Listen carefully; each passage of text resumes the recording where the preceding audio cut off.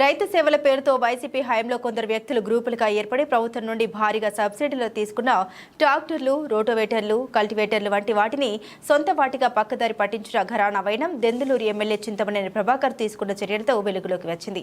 గురువారం రాత్రి 8 గంటలకు పెదవేగి మండల వ్యవసాయ శాఖ కార్యాలయానికి చేరుకొని రైతు సేవల పేరుతో జరిగిన భారీ అవకతవకలపై వ్యవసాయ శాఖ ఏడీఏ సుబ్బారావు, మండల వ్యవసాయ అధికారి ప్రియాంకను ప్రశ్నించిన దెందులూరు ఎమ్మెల్యే చింతమనేని ప్రభాకర్ గ్రామ స్థాయిలో, జిల్లా స్థాయిలో ఇప్పుడు యాక్టివ్గా ఉన్నాయా?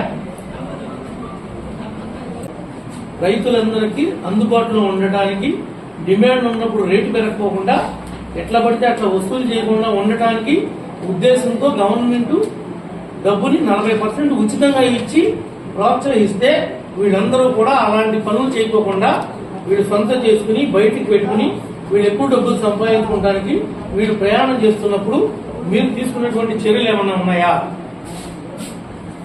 సక్రమంగా నిర్వహించడం లేదు, వీళ్ళు ఈ ఊర్లో పెట్టలేదు అనేటువంటి వాళ్ళ మీద చర్యలు ఏమన్నా తీసుకున్నారా?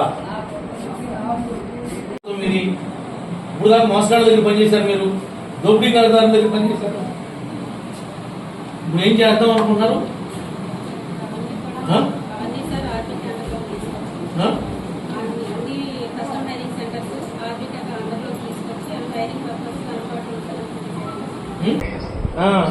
మరి మీరు కలెక్టర్ గారి దృష్టిలో కానీ గవర్నమెంట్ దృష్టిలో కానీ పెట్టారా?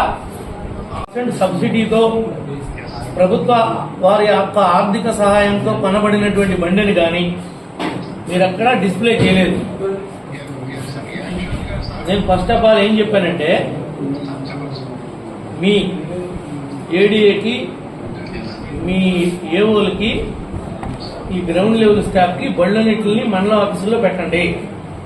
మీరు సూపరింటెండెంట్ ఆఫ్ పోలీస్తో మాట్లాడి ఇప్పుడు పోలీస్ ఫోర్స్ తీసుకుని వీటికి గార్డు పెట్టండి. బళ్ళన్నింటిని ఇప్పుడు పోలీస్ కస్టడీలో పెట్టుకోండి. ఇక్కడే అన్ని బళ్ళు